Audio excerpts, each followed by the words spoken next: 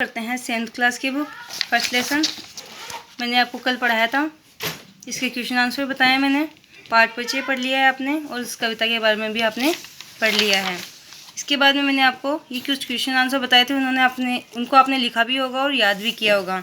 ये कुछ विकल्प भी मैंने आपको दिए थे, ये भी आपने याद कर लिए होंगे। इसके बाद आते हैं हम फर्स्ट क्वेश्चन है, प्रस्तुत कविता के आधार पर सुषमा की प्राकृतिक सुषमा का वर्णन कीजिए। यहाँ प्राकृतिक कर लेना है यहाँ पे लास्ट में, क्योंकि ये थोड़ा सा मिस्टेक दे दिया गया है यहाँ पे। ये क्वेश्चन आप लिखोगे, मैं आंसर में बोल रही हूँ, आप लिखते जाना। प्राकृतिक कविता के आधार पर आंसर में लिखिएगा, प्राकृतिक कविता के आधार पर सुबह की प्राकृतिक सुषमा प्रस्तुत कविता के आधार पर सुबह की प्राकृतिक सुषमा बाल जीवन से संबंधित वस्तुओं की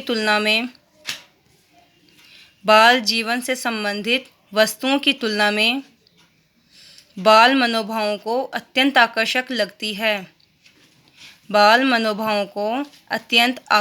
लगती है। सुबह की सूरज की लालिमा कोमा लगाना, पेड़ों के झुंझुनों जैसी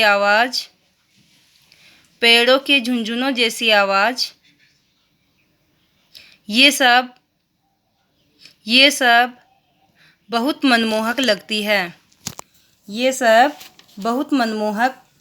है। अगला क्वेश्चन है, जरतारी टोपी नहीं है, यहाँ पे टोपी लगा देना, ठीक है। थोड़ी सी यहाँ पे मिस्टेक हो चुकी है। जरतारी टोपी से कवि का क्या अभिप्राय है?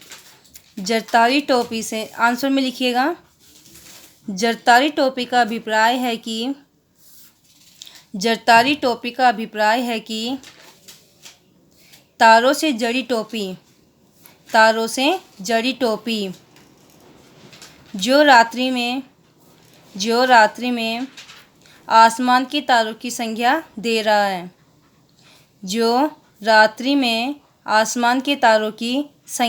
है। अगला क्वेश्चन है, बच्चों के लिए माता पिता ईश्वर के रूप हैं, स्पष्ट कीजिए।